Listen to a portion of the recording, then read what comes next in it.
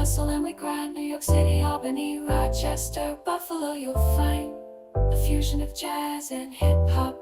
The rhythms in from the bright lights of NYC to the falls of Niagara. Every corner, every town, we're all connected, brother.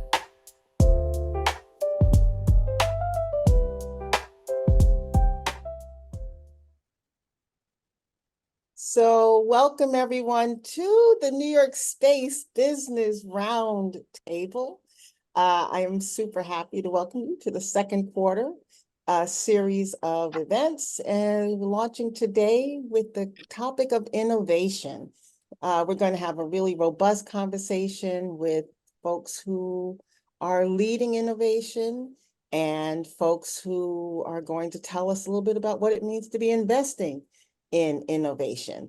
And so with that, I'm going to turn this over to Mr. Louis Zaccarilla. Oh, before I do that, just a quick note. You are unable to unmute yourself in this space, but the chats are wide open. I welcome your comments, your thoughts, your questions in the chats as the conversation ensues. When we get to the end of the program, we will, if we see your questions in the chat, we will ask them. So please do, as you're having thoughts, please use the chats to have a conversation with us. And now, for everybody's benefit, hello, Mr. Lou Zaccarilla. Tamara, thank you. Thank you so much. And thank you, everyone, for joining us here at the New York Space Business Roundtable.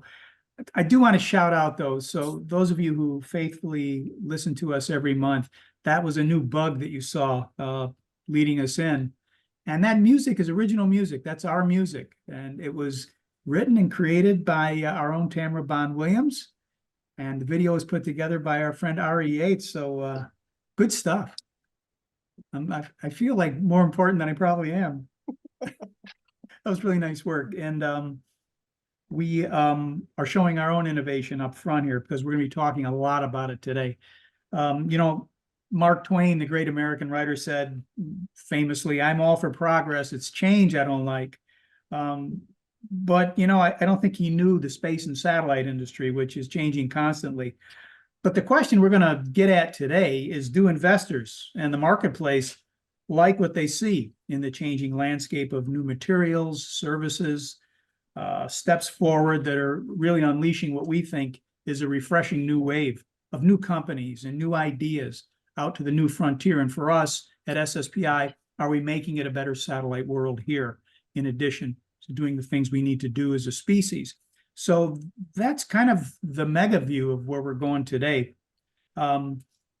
We talked last month about the idea that we're no longer going to be financing science projects. Those days are over. We got some good reporting on that when we did our live event at Milbank. And I want to thank them again for hosting us. So that's what the New York Space Business Roundtable is all about, as we explore this topic both this month and going through the year. We think it's important enough to do that.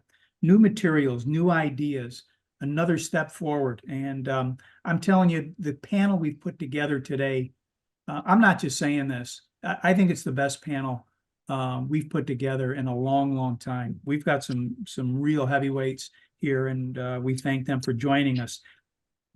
I'm going to go over to my colleague at the New York Space Alliance, Joe Fargnoli.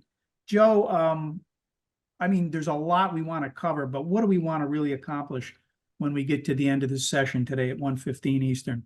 Yeah, Lou, we've taken a little bit of a different angle today. In the past, we've looked at different business models. We've looked at financing plans. We've tried to kind of lend that sort of macro perspective to the industry. This is the techies wonderland today, and that we want to dive into emerging technologies that we think have the potential to change the game at a quantum scale of how we manage and deal with space. So we've assembled folks that we think are absolute leaders in their sectors and technologies that really do promise to change the way we use space. What's really important in this conversation today is we're trying to offer the community some thoughts on looking at these technologies in perspective and in proportion to how they will emerge. We want to look at practical things like, what are the timelines of these technology? Are we early? Are we late? How do we look at the timeline for the evolution of these technologies? What is their potential? Why and how are they game changers? What is their promise? Where will they produce tangible results and on what timeline? I'll caution everybody, today is not a pitch event, it's a conversation. But we also want to look at the suitability of these technologies to private capital investment versus nation state investment. Where do we draw that line? I think we're going to look at some really exciting concepts that Stephane will talk about in nuclear propulsion. And David will take us down the work that he's been working on for a while in quantum technologies in space. To round out the conversation, Justin Cadman with Quilty Space will represent sort of the financial voice of common sense here about the evolution and the timeline of these technologies. And Jason, as always, with his 360 view of the market from the media, will give us some great perspective as well. So we look forward to a really robust conversation. I really thank everyone for joining us today. Yeah, and a lot more. And we're going to try and get it done by 1:15 today somehow. And we'll hear from you and your reaction in the New York Minute at the end. So I'll be back. Thanks again, Joe. By the way, did you like the new bug? It was fantastic. Yeah, it was amazing, right? Okay. Well, listen, before I do that, I want to make sure we thank the people who brought us here, our sponsors and our supporting organizations. Once again, the Luxembourg Trade and Investment Office here in New York. Just an event coming up on April 24th, Luxembourg in Space, which you'll hear a little bit about, developing the emerging in-orbit and lunar economy. I'll be moderating that. We're delighted that His Royal Highness, the Crown Prince Guillaume, will be there along with the Luxembourg Vice Minister for Foreign Affairs and Foreign Trade, and a great lineup of investors to talk a little bit about Luxembourg developing the emerging in-orbit and lunar economies and what that one nation has done. So you can find out more about that by going to space/agency.lu. We also, of course, as always, have Dhruva Space. Dhruva is an Indian private aerospace manufacturer headquartered in Hyderabad, India, founded in 2012 by our friend Sanjay Nikanti. They are, if you don't know about them, engaged in the development of small satellites in the commercial, government, and academic markets. Dhruva and Swedish Space Corporation made an announcement of a partnership last month with a new agreement on satellite ground station networks. And you can read more about that deal at druvaspace.com. And we again thank them for their ongoing loyalty to us. And we're pleased to welcome Satsure as a sponsor, another company in India. Satsure is a deep tech decision intelligence company headquartered in Bangalore. They leverage satellite imagery and AI and provide insights to industries, including agriculture, insurance, and infrastructure. Speaking of agriculture, congratulations to them for their recent announcement that Rabo Partnerships is working with them to increase something that is dear to our heart, farmer livelihoods and sustainable agricultural finance around the world. So satsure.co for more information on that. And again, we thank all three of them because we wouldn't be here without them. Also supporting us are our supporting organizations, and you can see them there. We appreciate their ongoing support. You'll hear from Space News a little later.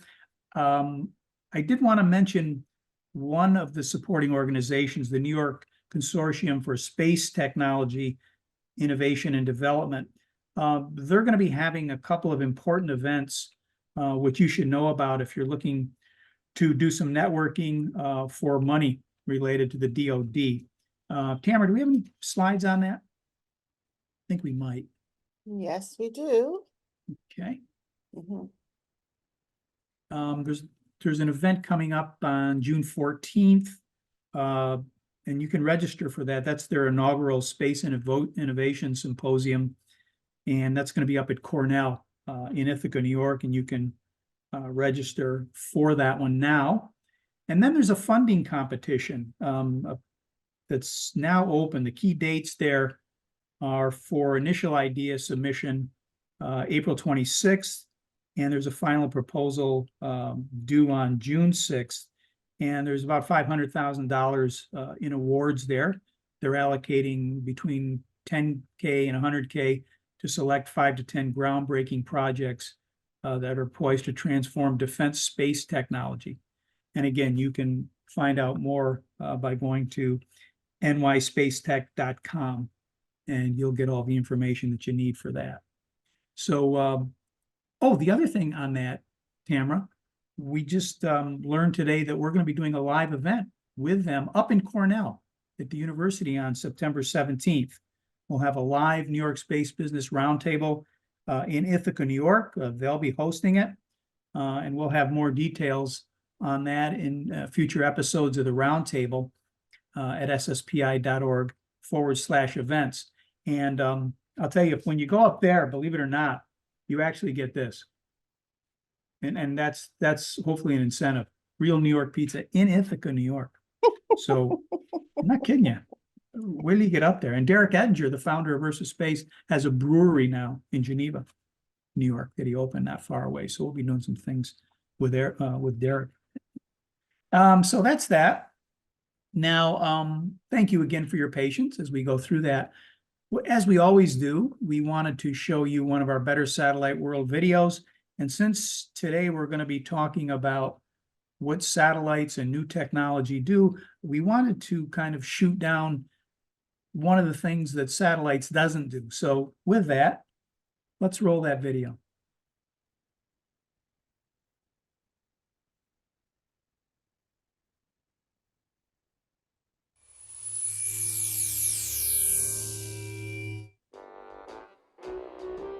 Bored? You don't need to be. Not sure which one to buy? Be sure. Wonder if that person is the right one for you? Stop wondering. Introducing Mindset. It knows what you want, it knows who you want, and it helps you have it all. Faster and easier than you ever imagined. I didn't know I needed a new purse, but Mindset did. Mindset is a network of mind-reading satellites orbiting the Earth. They scan your brain, read your thoughts, and monitor your moods and desires. Then, Mindsat's advanced algorithms tell you exactly what to do. I almost ordered the kale salad, but Mindset steered me towards the ham and cheese. Thanks, Mindset. No more worrying about making the wrong choice. No more uncertainty. And boredom, it's a thing of the past. Mindset told me he could never make me happy. Thanks, Mindset. Installation is quick and easy. Our trained installers simply insert the Mindset chip into your brain. Wait a minute. Satellites do a lot for you. They forecast your weather and deliver news and sports to your TV. Satellites help farmers grow more food, save lives at sea, and relieve disasters on land. They bring healing to the sick, education to millions, and the internet to billions. A day without satellites would be a day without computer networks, maps on your mobile phone, electric power, airplane flights, credit card transactions, and so much more. But they can't get inside your brain and tell you what to do. So give a wave to your invisible friends high up in the sky. Every day, they make your life a whole lot better. It's a no-brainer. Satellite, the world's invisible, indispensable technology. All right. Boredom is a thing of the past for sure. Jason Rainbow of Space News is here with significant digits. Jason, unless you've got a report for us today that satellites can get in your head, we're going to go with what we said. But what we really wanted to speak with you about is some of the changes taking place that you've been reporting on. So Jason, welcome back to the Roundtable. Thank you, Lou. Yeah, it's always great to be here. I'm really looking forward to the panel discussion today. And yeah, don't worry, that report's only a few months out. It's not today. Yeah, we're fine. We're fine for Good. now. No, you'll come back and, well, you'll know when we want you back, won't you? There you go.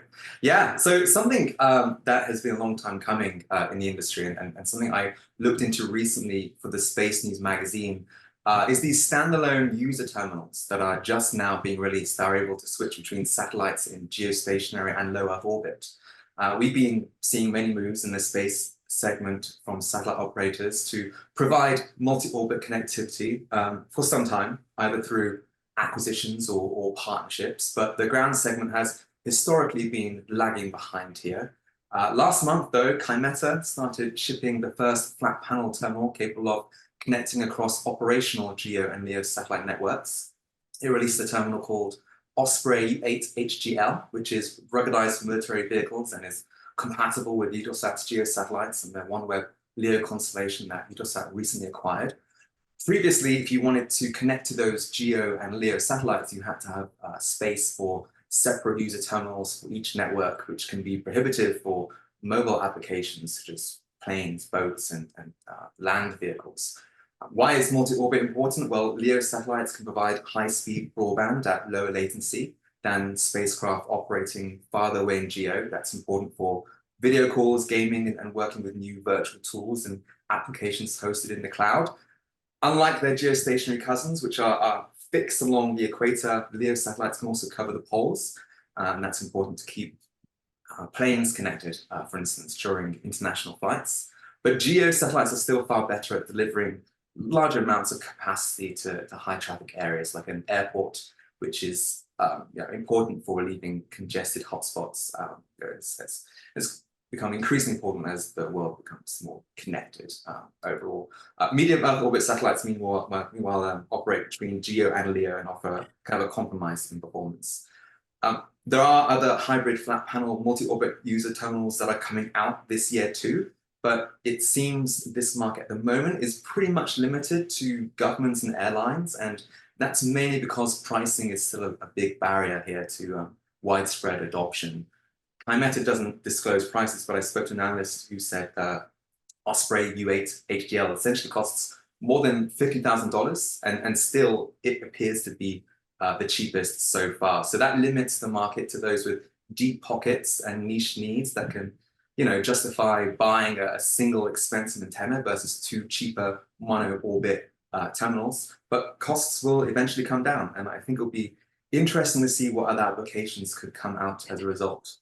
Satellite operators are increasingly talking about how multi-orbit capabilities are vital for meeting future connectivity needs, but hybrid terminals, I think, are key to truly realizing the potential for multi-orbit services. So, yeah, it will be. It will take a while for this to play out too, but that's something which is on the near-term horizon. Yeah, that's a great way to start us off, Jason, because the widespread adoption is really what we're looking for and what our guests are going to be talking about, because that's what they're envisioning for the most part, and that's what's investable, as Justin will probably tell us later on. Just one quick question before I let you sit back and enjoy this. The DIFI consortium, the Consortium for Interoperability and Standards in Digital Standards, of course, is concerned about this issue, right? They want standards. Has your reporting revealed that adoption of standards is probably one of the obstacles to the expansion? Because there are about 40 phased array companies out there by last count. Is that what's really holding this aspect of the industry back? There's definitely a lot of discussion about standards being the key to true mass market widespread adoption. Yeah. And we're towards that. As you know, satellite networks have historically been very proprietary, very closed off from each other, but we're seeing increasing moves to come together. Mobile satellite service operators recently banded together to form, I think the organization's called MSSA, and they are historically very closed networks, but because of the direct-to-device opportunity, they are coming together to talk about how to perhaps jointly invest in a shared satellite. So kind of like a cell tower on the ground would be shared by different mobile operators. They're thinking now about a cell tower in space that they can share and get outside investment in. So yeah, standards, a lot of talk about standards in different parts of the industry. And yeah, that is one of the keys to truly building scale, for sure. Yeah, makes all the sense in the world, that concept. All right, Jason, I'm going to let you, as I say, sit back and enjoy this. Thanks again. For the report. Thank you. Okay, that was our friend Jason. Let me now, with Tamara's permission, introduce our panel. I haven't missed anything, hopefully. I'm going to go down the line here. As I said, we've got a terrific panel for you. Chris Craddock is the co-founder and CEO of RocketStar, which he founded in 2014 to help bring earthbound industries to space through the use of reusable single-stage-to-orbit technology fueled, no pun, by its revolutionary aerospike engine. And we'll let Chris, of course, tell you more about that. Mr. Craddock has had numerous articles in space travel and affordable access to orbit, published by the Defense Systems Information Analysis Center, and has lectured on physics, rockets, and aerospace right here in New York State at Stony Brook University, where he worked on the Phoenix Project, which importantly succeeded in verifying the fourth stage of matter. This was the first time the theoretical phase had been confirmed in a real-world setting. So, and prior to RocketStar, Chris, by the way, spent 15 years on Wall Street, so he knows all of the things of what he speaks. Chris, welcome to the roundtable. Great to be here. And Justin Cadman is also with us. It's been a while since I've seen Justin. It's great to see him. He's the co-CEO and CFO at Quilty Space, and he has a reputation, well-earned, as a leading space sector financial expert, having led more than 50 successful space industry financing and M&A transactions. Justin was an early and vocal advocate for the potential of disruptive space technologies, and he spearheaded the space industry's first venture stage investment conference. He teamed with Chris Quilty to expand the Quilty Space platform, which many of you are familiar with, and to help realize its vision of becoming a leading provider of strategy and financial advice to the entire satellite and space sector. He leads the Quilty Space investment banking, M&A, and strategy initiatives. And before this, he spent about a dozen years at Raymond James. Welcome back, Justin. Thanks, Lou. Appreciate it. Good to see you, and nice to be here. Great to have you back. And I think this is going to be interesting for you today. Stephane Lintner is here. He's a co-founder and CFO at Helicity Space. Here we are talking about a technology, the Helicity Drive, I believe it's called, consisting of scalable fusion propulsion engines, which will enable off-world industries to flourish. Prior to founding Helicity, Mr. Lintner worked as a managing director at Goldman Sachs, I believe here in New York, where during his tenure, he witnessed the inequities of the banking system, including threats to the safety of consumer deposits during the 2008 financial crisis. This inspired his mission to modernize the system and build a safer, more efficient financial future. He has built a revolutionary new financial network enabling companies, including startups like the ones you're hoping to develop out there, to store and move money, starting with the power of T-bills made spendable. Stephane earned a PhD at Caltech in applied computational mathematics, and has done much else, but I'm going to stop there to welcome Stephane to the roundtable. Thank you very much. Just a correction: I'm not the CFO. I don't hold a C title. I helped co-fund the company. I've helped it get funded, which is, as everyone on this panel would appreciate, very difficult.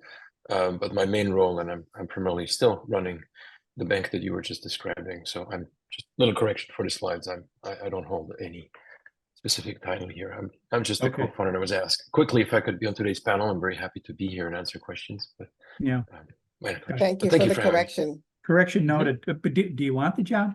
I mean, no, I'm full time on the other bank on Chico. That's keeping that's me, right. That's your company. busy enough. So yeah. Very good. Well, we appreciate you being here. David Mitlyng is our cleanup batter today. He's the CEO of Xairos. Here's the question: has GPS seen its day? Well, David thinks so. His company is a startup building a global timing service to expand beyond GPS.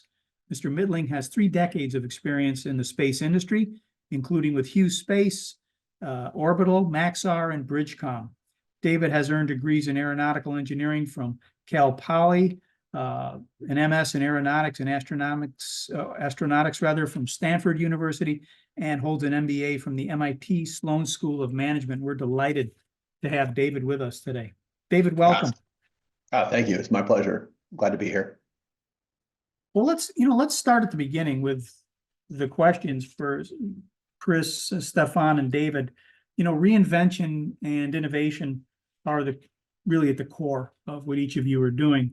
Why don't we start by you taking us through the most compelling, investable elements of your business? Perhaps we'll start with an overview of what RocketStar is all about, and then we'll move on to Helicity and Xairos. Chris, why don't we start with you? Thank you. Well, in a non-scientific discussion.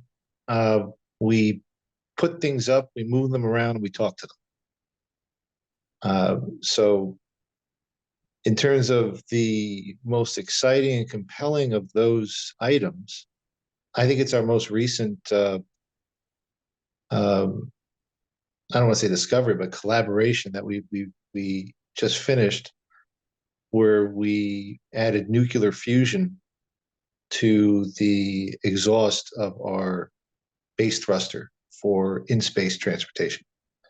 So we actually proved for what we believe is the first time that fusion can be used as a propulsion method.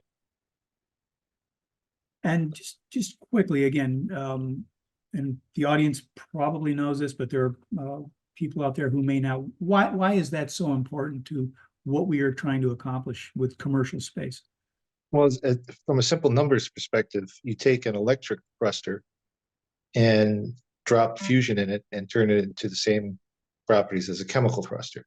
So from a numbers perspective, our independent analysis showed that an increase of at least 50% in thrust from just using fusion. We have internal data that shows more, but this is the one that's been verified.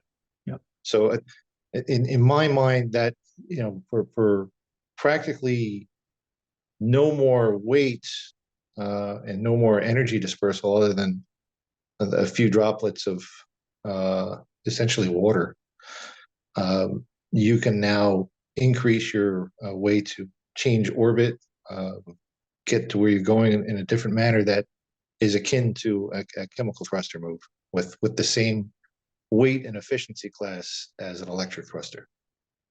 Very good. And obviously we can imagine the importance of that.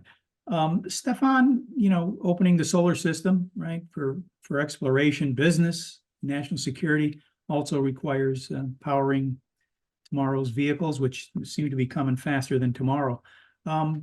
Give us a little heads up on Helicity. What are you guys trying to accomplish there? Yeah, sure, with pleasure. I'll just echo what we just heard. Fusion is the key to deep space propulsion. People have known that since the 60s.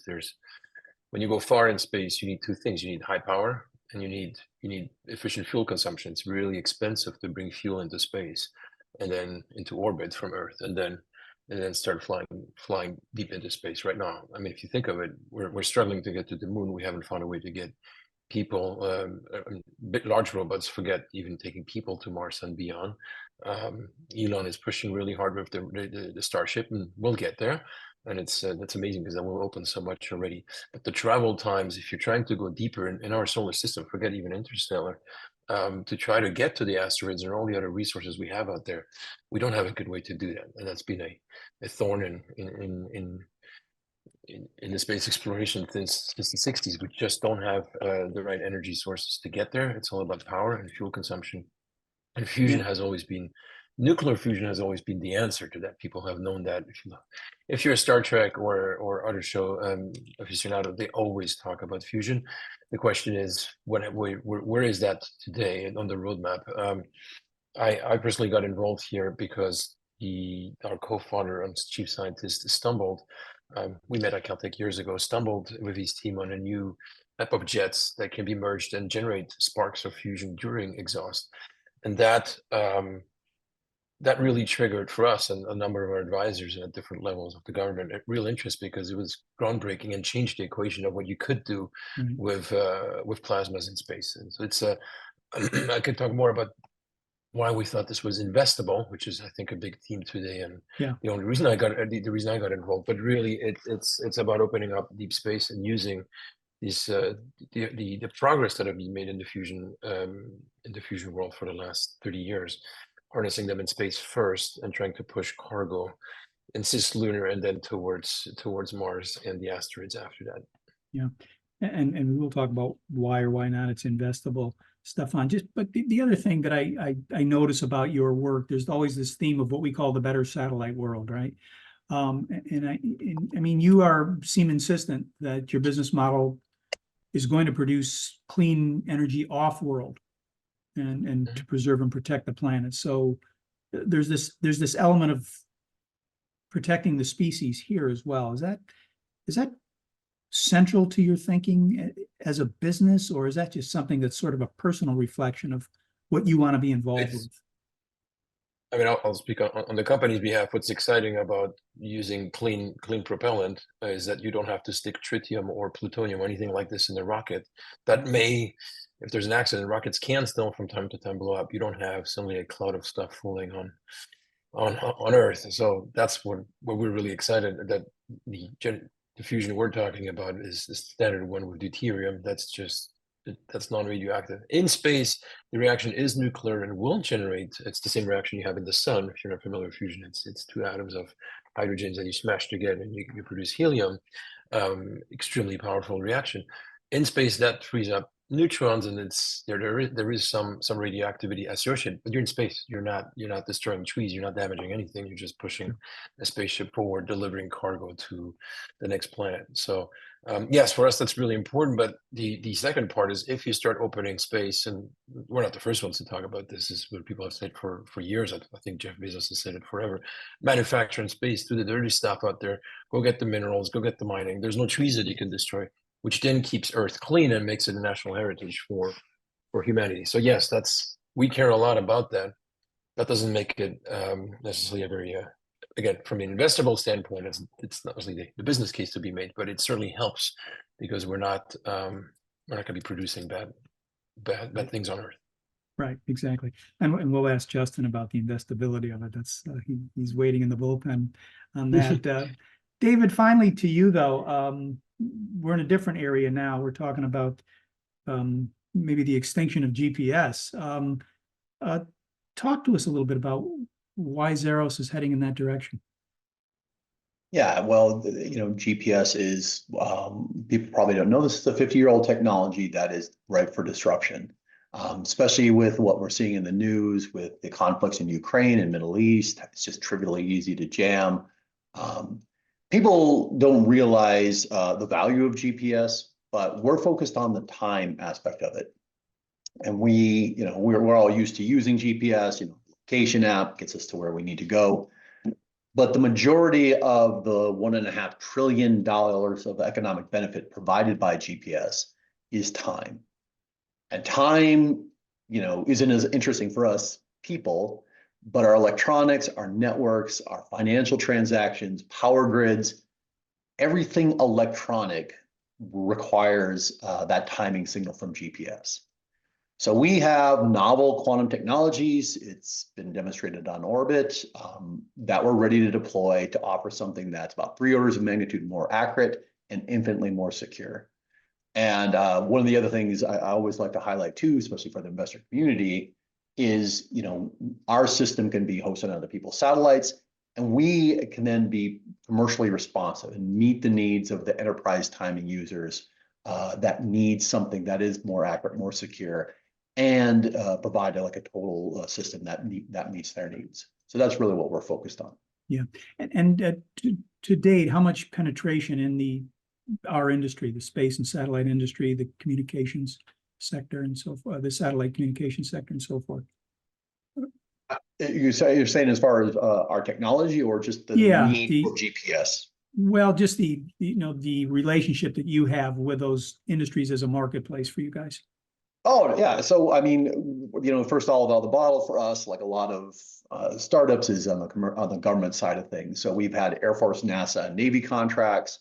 We recently are kicked off a European Space Agency project, and we just got announced with an NSF and a UK Space Agency project. We have had interest from a couple of telcos and power grids to come in and do some demonstrations.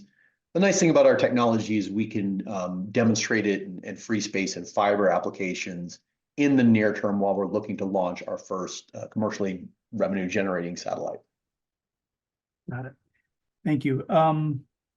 Justin, I mean, I'm riveted by what these guys are talking about. But then again, my mother said you probably shouldn't be hanging out with people this smart. You're a no-nonsense investor, banker. When you look at these offerings, like what you've heard today, how do you assess whether they'll get traction and funding and move forward the industry in ways that, again, are investable. Sure.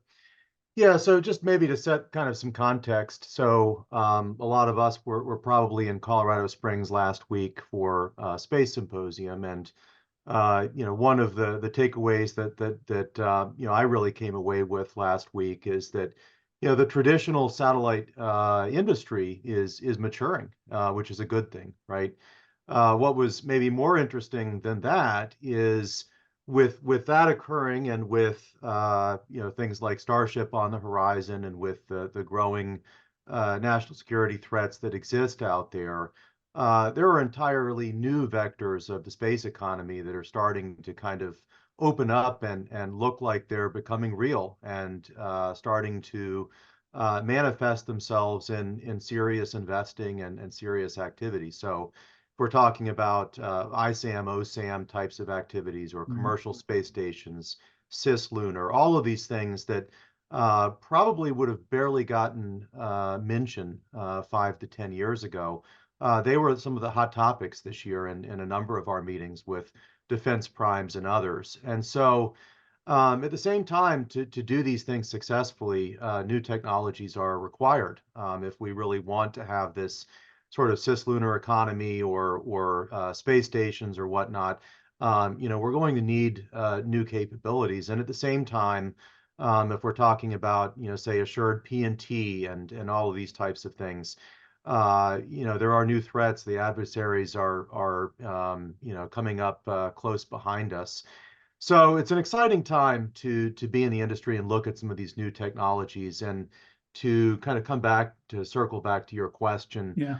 I tend to look at three main areas of risk. So there's technology risk, there's market risk, and there's execution risk. And I think in this industry, you throw a fourth one on there, which is time. What is the time dimension?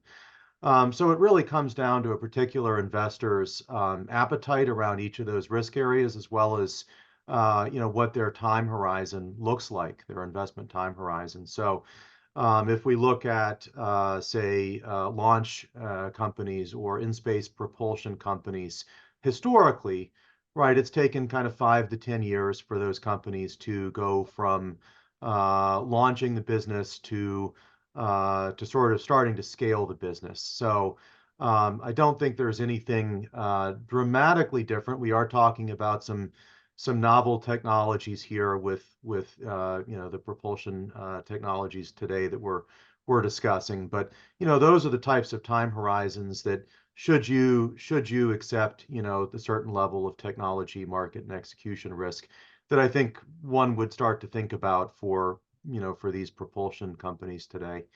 Assured PNT, probably a little bit different, potentially a slightly shorter time horizon there from a technology standpoint. At the same time, the question there is, who's going to adopt that technology? There's certainly a need for it, for sure. But the question is, who's going to adopt that technology first, right? So, there are clear demand signals across each of these sectors that we're talking about today.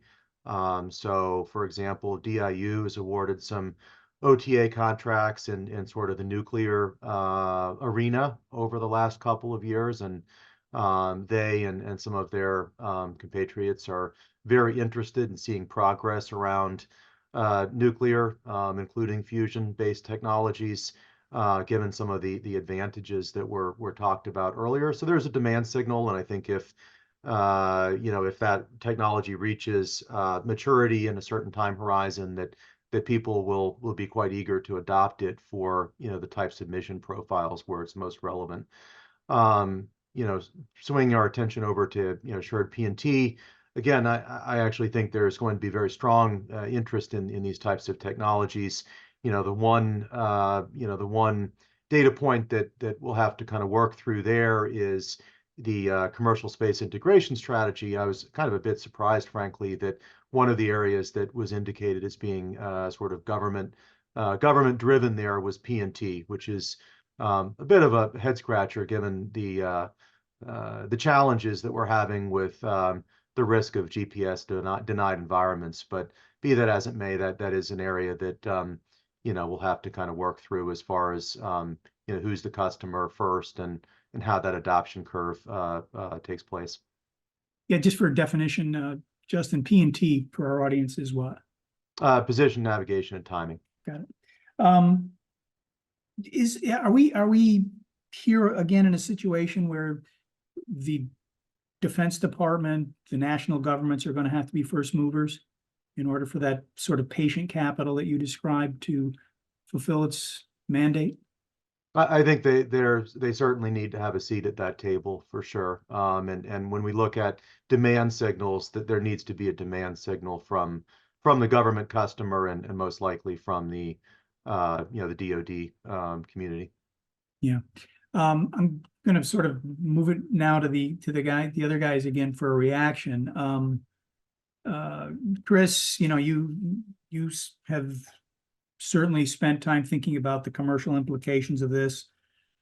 This stuff was only imagined, not long ago, but you and Stephane have made it reality. When you begin to build the company, as you build the company and had these original ideas, how often did you think about Justin and the funding potential? Where was that in the thinking, and what would be your reaction to what he just said? A large part is exactly right.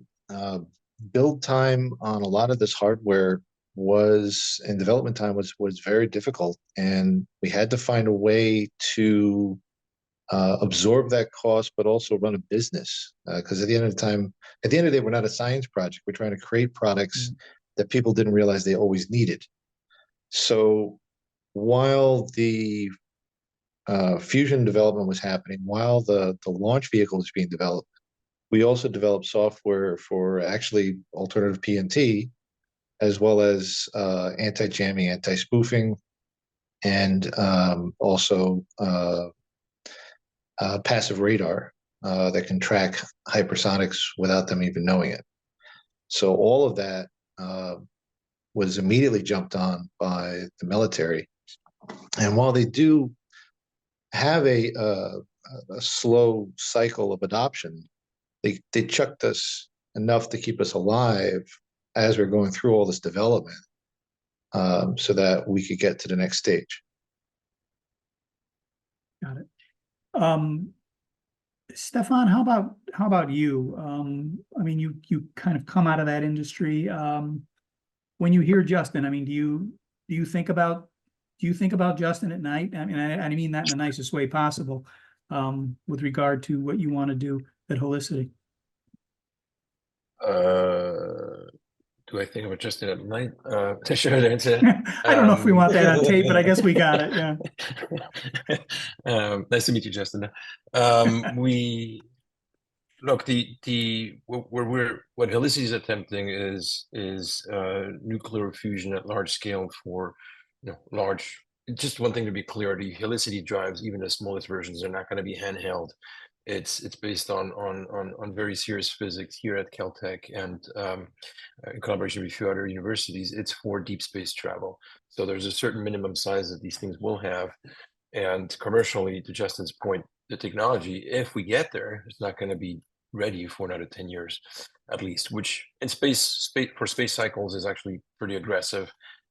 For investors is still a long time. So there's a whole conversation as to how do you develop that before having a finished product that can be sold. I want to remind the whole audience that no one has achieved net gain with fusions on Earth yet, except Lawrence Livermore after decades and decades and billions invested in it. So we're navigating this with high caution. Fusion has always been a promise, and that was the first thing I asked too when I got involved with what are our chances and what's different here. It's because you're going to space, you're in vacuum, you're trying to push a spaceship forward, but there's still so much technical uncertainty. This is a deep tech effort.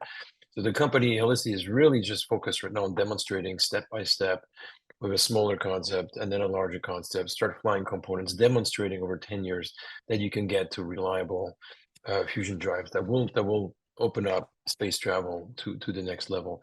Our drives are not going to be useful for low Earth orbit or moving satellites around. Right. Maybe for a large space station that needs to avoid drag, but again, we're talking about the larger cargo, the one you take to the moon with like a freight train, like the Burlington Santa Fe line, or the Good large cargo analogy. to go to Mars. Yeah. Mhm. It's not to take humans to the moon. It will be too slow. It'll take 20 days there because you have to constantly accelerate. It's not one big blast. It's these little pulses. The further you go, the faster you go to because you keep accelerating. So to Mars, we're talking about a round trip in 4 months.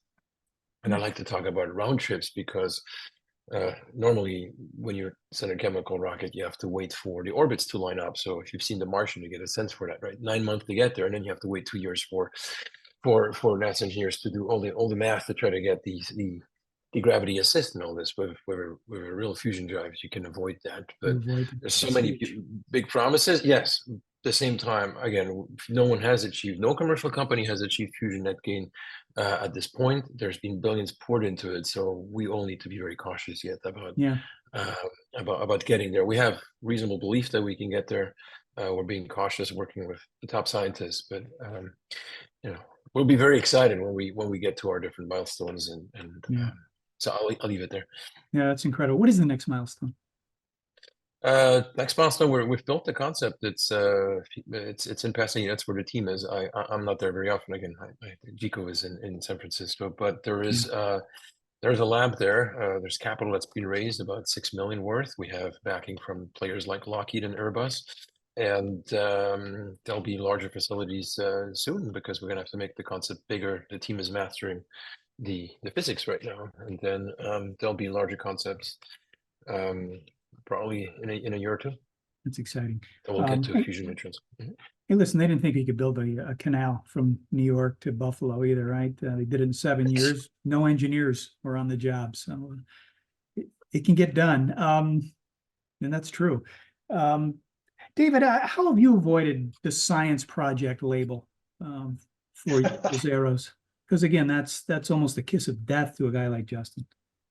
Well, we've gone through the science. We built the prototype. We built the proof of concept. We're leveraging hardware that's been on orbit that exists, but just for a bit different application. So, we've now turned that corner as a company from being the R&D shop that's built. Now we're at the point where we're deploying hardware, putting on terrestrial systems as well as putting on satellites. Very good. So again, it's the real deal. Justin, each of these ventures are farsighted, obviously exciting, but again, they seem to require, to take a page out of David's book, time and long range adoption. How do you separate out the long term from the adoption period? Is our industry different? I mean, 10 years does seem like a lot, and I'm not sure how many people would buy into it. Am I right or wrong? Yeah, no, I think that's a good observation. Space isn't truly unique. I mean, there are other examples of other industries that have pretty long lead times, but it is definitely, if you look at all industries, space is definitely on the longer side of things, and some of these technologies, as Stephane alluded to, are on the longer side of the longer side, right? There's significant technology development that remains to be done. And so when you look at situations like that, it tends to be that the investors in the earlier phases of companies like that are those investors that have a strong belief, or investors that have particular strategic interests, or investors that really want to help contribute to that next big thing. Your run-of-the-mill venture capital firm is the time horizons are too long until you get to a little bit closer to product, or a little bit closer to first flight, as it were. So it does require some care in terms of types of investors that you're pursuing and bringing into the fold. Yeah. Are there other tech? I mean, Jason Rainbow started us off talking about phased array flat panels. Are there technologies out there in a similar category to what we're hearing today that you're looking at and saying, I think the time horizon could actually shrink for some of these? Or is there one that you're also excited about? Well, You know, look, the propulsion space, just to use that as an example, it's one that's getting lots of attention right now, for good reasons. So there is interest in the tools that we're talking about here. It's just a question of where that technology adoption curve is and where that technology development curve is. So I think thematically, there's a lot of hot areas that are being touched on by the companies that we have with us today, and it's just a question of looking at where they're at and where a particular investor is comfortable from a risk standpoint and a investment time horizon standpoint. And I'd have to learn a little bit more to have a more specific view. Yeah, sure. Chris, when you were on Wall Street, did you envision that you'd be involved with something like RocketStar? I mean, where was your head 15 years ago? The short answer is yes. I went to Wall Street because I knew that what I wanted to do in space cost money. And I got out of school at Stony Brook and I didn't have any money. I didn't know anybody had any money, so I had to figure that out.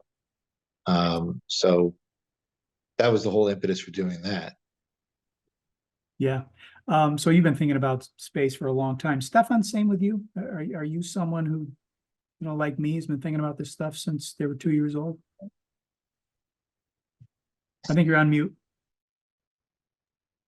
I grew up with science fiction like most of our generation, Asimov and all these things, and always was excited about it at Caltech. I mean, again, Helicity's main founder is Dr. Yu. It's his concept. He was more passionate about fusion propulsion ever since I met him. Caltech obviously is a place where a lot of people like this kind of stuff. I branched off and went to finance, went to Goldman, and spent 10 years in New York. And then when I started GECO, we felt the need to move back to the West Coast to get closer to. Interesting, by the way, when you do finance, there is something to be said about New York City. Oh yeah. So no, that's I why never we're the thought New I York would be Roundtable, involved in by the way. Yeah. I know, I'm kind of why I also agreed to join today. We still miss it. I know I never envisioned that I'd be involved in a space company. It's just that when I was presented with the groundwork that was done here, I realized that SET would need help raising the capital. I had no experience with it. I came from Wall Street, and therefore decided that this was important enough that it needed to happen. The concept was so revolutionary and so vetted already that I lend a hand just assembling capital. Yeah. David, how about you? Just quickly, I mean, did you start thinking about space and what's possible a long time ago, or is this a sort of a recent iteration for you? Well, my whole career has been in the old space industry. So I think the remarkable thing that we've seen, particularly within SSPI and this audience here, is just how the access to space is so much quicker and so much cheaper. There was a published article a little while ago, the rule of thumb used to be for launching satellites, it was $50,000 a kilogram. Now it's hundreds, sub-$1,000 per kilogram. And to Justin's point, from investors, you look at the time horizon to get your system on orbit and working and generate revenue, but it is quite a bit quicker than it used to be. So business cases are closing because of that low cost, and the time horizon is quite a bit easier. So I do feel like that's, I'm a beneficiary. We all on this call, this telecon, are beneficiaries of, what we've seen in the last 5-10 years, this investment in new space and our ability to put our systems on orbit. Yeah, I mean, things have really been shaken up a lot, shaken and stirred in the 20, 30 years I've been involved in this industry. It's the most exciting time, primarily because of guys like you.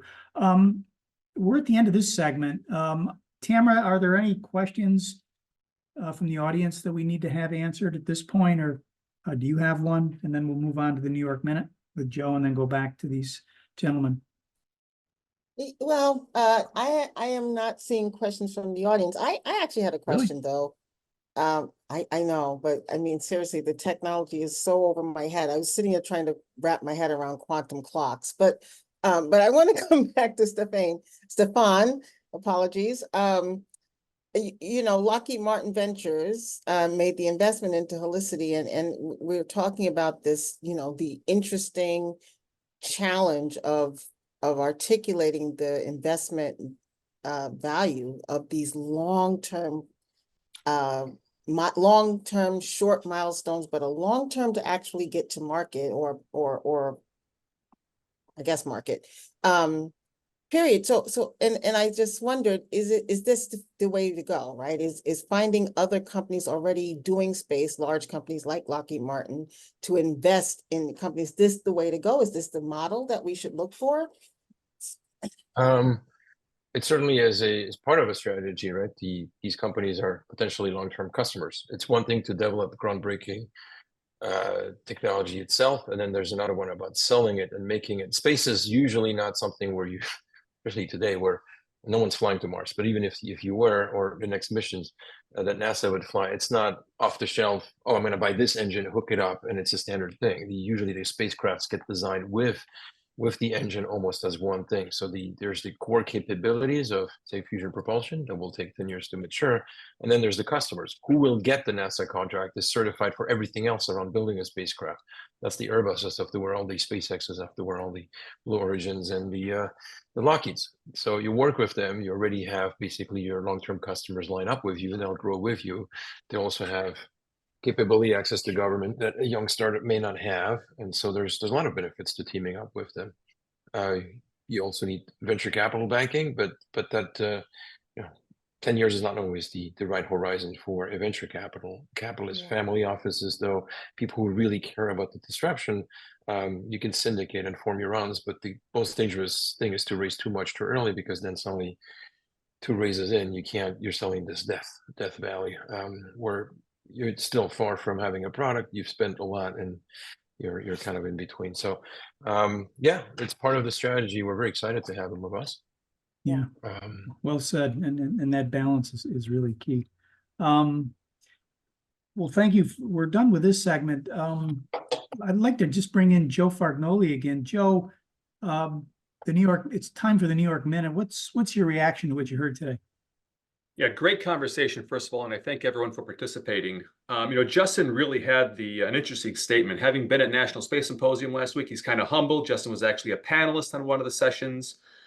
He talked about the fact that at National Space Symposium, we were talking about things relative to the Space Force's new commercial space policy of the government looking at procuring services commercially that really wouldn't have been imagined 5 years ago.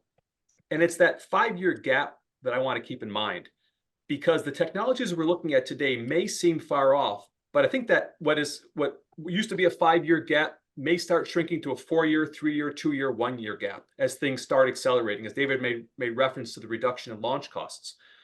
So I really admired Chris's description of what RocketStar is doing in nuclear thrust. And I also admired his strategy, what I'll call survival tactics, of developing other lines of business to keep alive and healthy during that, let's call it a 5-year stretch between when he has the great idea and when the market is really ready to adopt it. So RocketStar seems to be really solid and smart in doing that.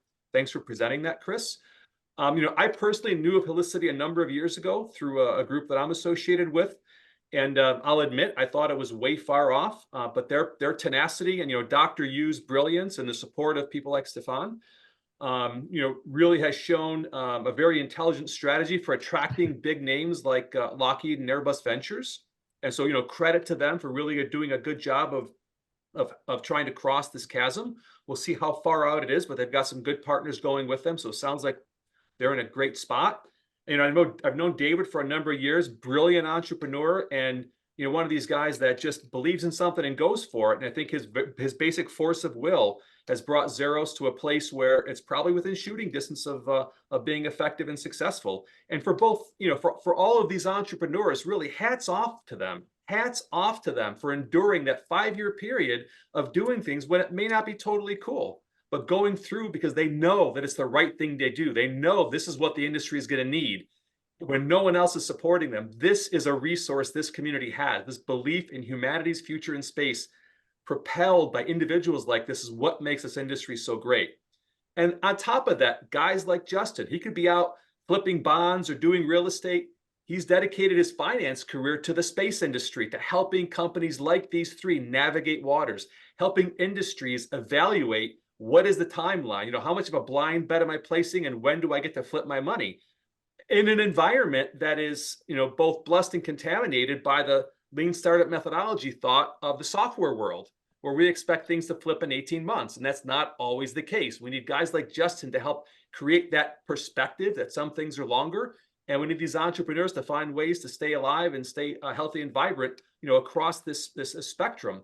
And I agree with Justin. Some of what the discussion is right now of the government willing to buy commercially, you would never have thought of that they would ever get to that place 5 years ago. But things are accelerating. We're in a near peer competition in space, and it's all hands on deck. It's what is that new American whole of nation strategy to keep the U.S. safe and free and competitive in global markets.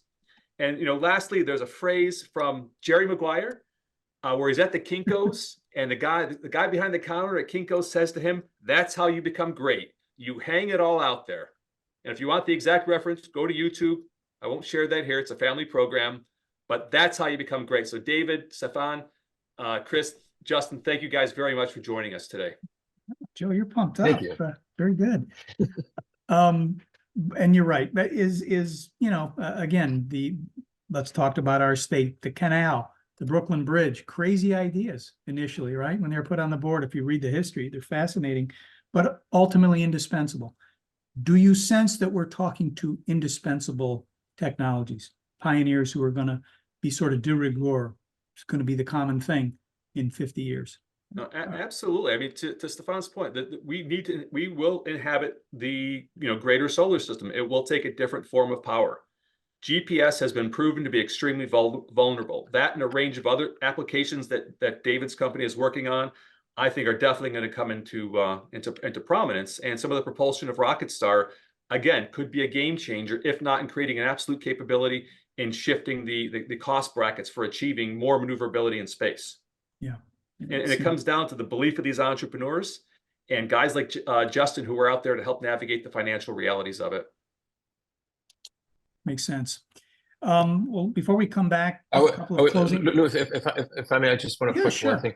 The canal, there's one difference between the canal and fusion propulsion. The canal was physically, people knew it was possible. Fusion, there's still that, like to my point, like no one's achieved net gain except Lawrence Livermore, and just at 1.3. There's still a leap of physical, I wouldn't say a leap of faith, because we know fusion is possible. The sun has it. We have thermonuclear bombs, but mastering this is, for the whole investor community, there's real risks in that. It's not, I mean, the analogy to the canal is great in terms of amount of work, but there's something, the canal is brute force. Here, it's not just brute force. There's physics and engineering involved. The tools, I will say that you're right. The great state of New York has had other accomplishments since the canal and the Brooklyn Bridge, in case anyone was wondering. Like the pizza. But yeah, that's right. The shovel was invented. But again, Stephane, thanks for that. But the vision was big. People did think this was not necessary to enable the kind of commercial growth that literally made New York the Empire State. And my message from your mouth, as they say to the governor's ears, are let New York State, let its entrepreneurs go forward. Let's bring Stephane back home and create the kind of state that makes us the Empire State again. Because that's Can really I just what pile on to we're what talking Stephane about. said? Yeah, sure. Sure. So he's absolutely right. Fusion is the method for in-space propulsion. That we're going to need that to get around the solar system better. However, fusion doesn't need to have net power to be useful. The fusion that we threw in an afterburner of our propulsion device didn't create net power, didn't even create ignition, but it still increased the thrust by 50%. So there are stepping stone methods to getting to that point and realizing the dream and the ultimate vision that Stephane and other people who are attempting nuclear fusion will ultimately get to. Great point, Chris. Stephane, do you want to pick up on that? Anything else you want to add to that? Yeah, sorry. When we talk fusion, we're always focused on the deep space type of thrusters, which do require net gain. So I'm glad to clarify that. Yeah. Chris, you satisfied? Absolutely, and I support that. We're chasing the aneutrotic side, so it's different applications too. It's Absolutely. Fusion doesn't require you can generate fusion without net gain, and I mean there's applications for that. So absolutely. Absolutely. Very good. Tamara, let's do a few announcements and get those over with, and then come back and finish up with our colleagues here. And if audience, if you have any questions, we know you're out there, a lot of you, but feel free to drop them in chats. Now, speaking of indispensable, we have a new topic campaign here at SSPI. We'll be doing our usual series of webinars and podcasts and events around it. It's already dropped as a podcast, some of these discussions, and it's called Indispensable Infrastructure, which is a lot of what we're talking about today. And I believe this podcast, this roundtable is going to be part of that, if I'm not mistaken, but Tamara will correct me if I'm wrong. So you'll be able to hear it again. We all, who sponsored that? Was that SES sponsoring? SES is sponsoring the podcast, and the campaign is ours. So very good. And the second campaign that we have running for, I believe, 6 weeks is reducing. No. Wait, I'm interrupting you. I'm sorry.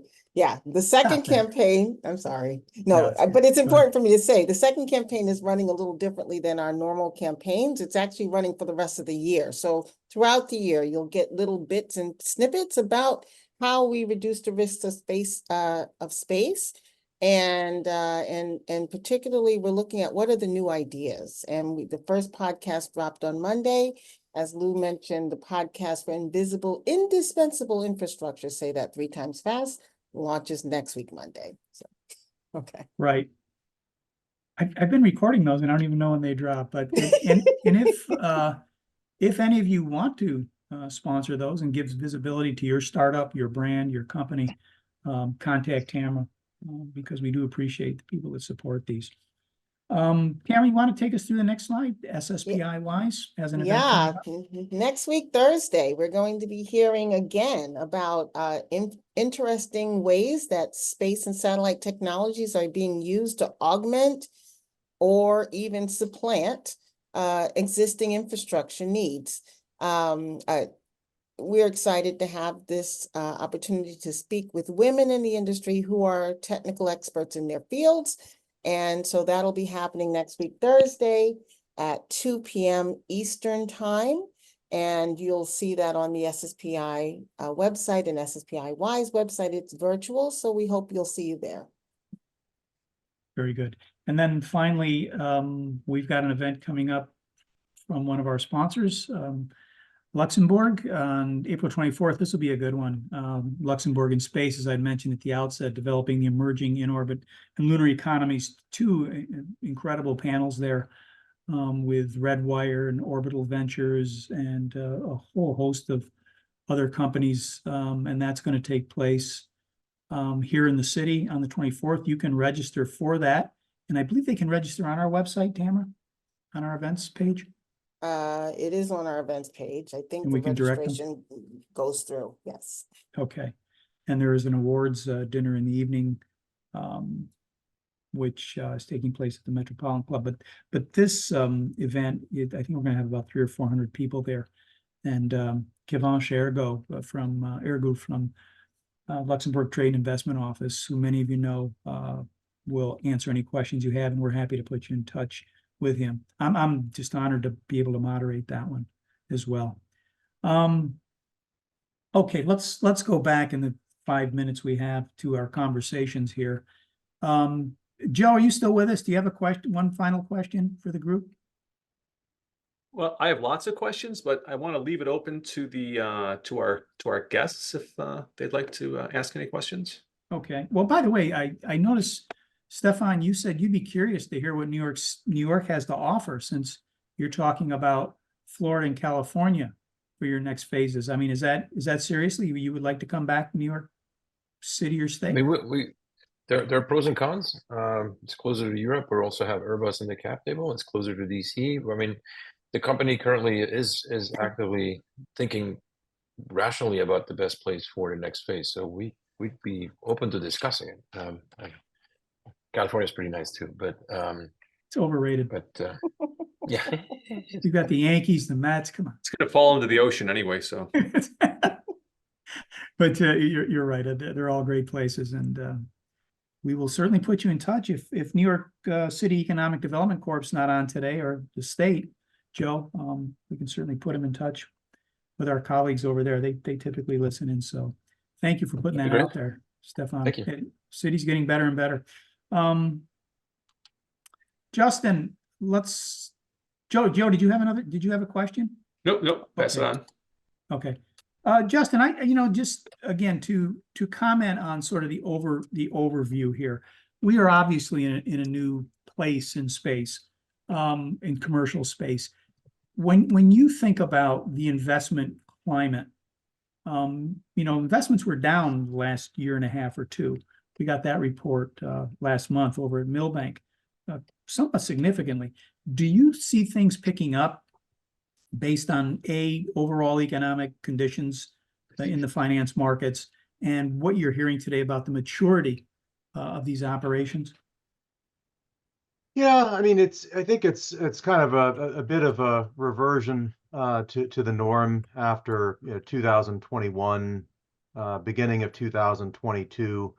In particular, there was just almost a mini bubble of sorts in the space community. Anything that was involved in space got a lot of attention, and I think a lot of investors stepped into the space without the benefit of really understanding the particular risk factors associated with space.